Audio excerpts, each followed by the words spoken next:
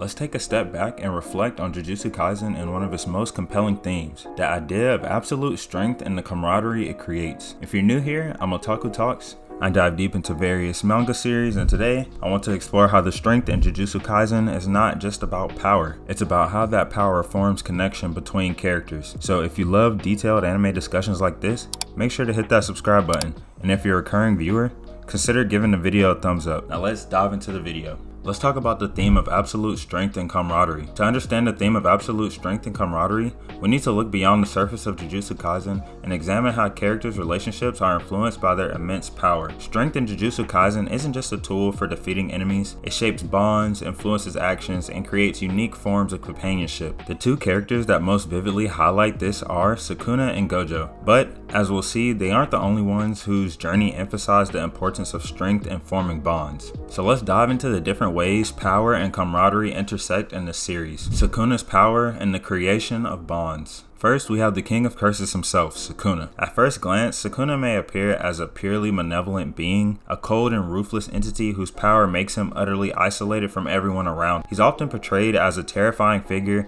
and his overwhelming strength seems to be the reason for his emotional distance. However, when we take a closer look, we see that Sukuna's relationships, specifically with Arame, are a fascinating example of how power can form connections. Arame is Sukuna's only subordinate, and their bond is quite unique. Despite Sukuna's reputation for being a heartless killer, Arame's unwavering loyalty to him paints a different picture of Sukuna's capacity for connection. And initially, it seems that Sukuna's strength to isolate him, and to a degree it does. After all, what's more isolating to being the most powerful being of all time, with no equal? But Sukuna's interactions with Arame reveal something else. Their bond is forged through mutual understanding and shared strength. When I say shared strength, I'm not saying that Arame is on the same level as Sukuna. And in the epilogue we see, after a particularly brutal massacre by Arame, Sukuna notices Arame's loneliness as a reflection of his own. This relationship alone exemplifies the idea that strength doesn't only isolate, it can create camaraderie, even if it's in the darkest of places. While Sukuna is known for hedonism, he possesses a strange human side that we see reflected in his treatment of Arame. It's a reminder that strength, when not entirely corrupted by ego, can foster a deep, if unconventional, connection. Gojo's strength and loneliness. Now let's talk about Gojo.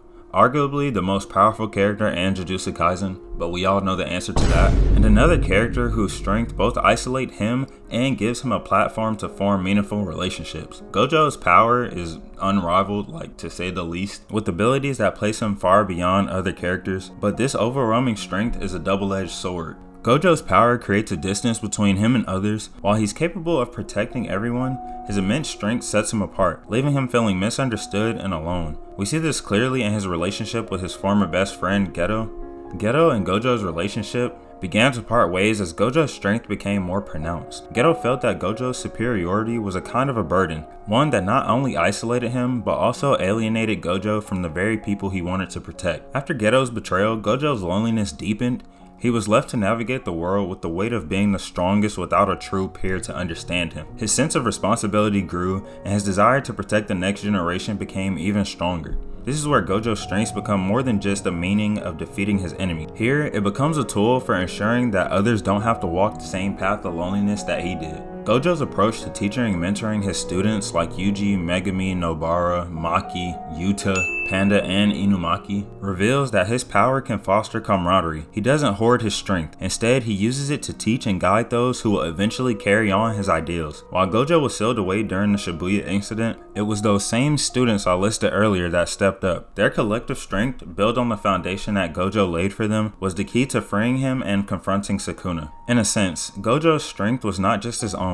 It became a shared power, one that binds his students together, so that no one will have to feel that same loneliness that he felt. Megumi Fushiguro, strength beyond power. Next, let's talk about Megumi, one of the most nuanced characters when it comes to the theme of strength. From the start, Megumi isn't the type of person who seeks the spotlight or craves recognition for his powers. He's not driven by the desire to be the strongest. Megumi's strength comes from not just his raw power alone, but from his relationships with his friends and his willingness to protect them. At first, Megumi seems to distance himself emotionally, keeping it cool with a detached demeanor. He's somewhat reluctant to embrace his power, unsure of how to wield it responsibly. However, over time, it becomes clear that his true strength emerges through his connections with Yuji. It's through this trust and loyalty he builds with his friends that he becomes even stronger. stronger. Megumi's growth is a testament to the idea that strength isn't only individual, it's something that multiplies when you fight for others. In several moments, Megumi demonstrates that he's willing to risk his life for those he cares about. His willingness to put his comrades before his own well-being is a central aspect of his development. As he grows stronger, he realizes that his power is most meaningful when shared with others. His journey shows that camaraderie enhances strength and multiplies it, turning individual power into something more formidable. And finally, Geto's tragic path of strength. And here we come to Geto, whose arc is one of the most tragic when we talk about the consequences of isolating oneself in pursuit of absolute strength. Geto's downfall is a direct result of his belief that only the strong deserve to live,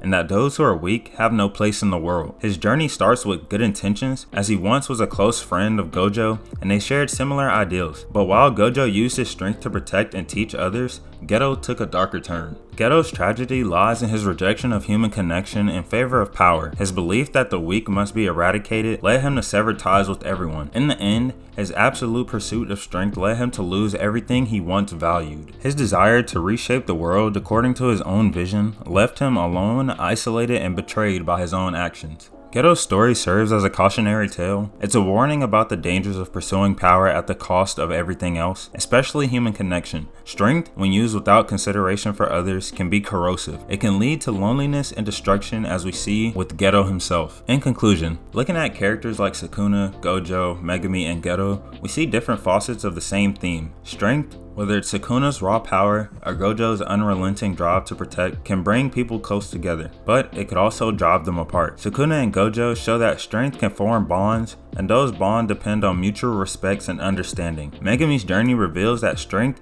is most meaningful when shared with others, when it's used to protect and fight alongside your comrades. And Geto's tragic path warns us that absolute strength, when divorced from camaraderie, can isolate and destroy. So, can you truly become strong without someone to share that strength with? Is absolute power a blessing or a curse? Let me know what you guys think in the comments below, and if you enjoyed this in-depth discussion, don't forget to like and subscribe for more content. Until next time, it's been Otaku Talks.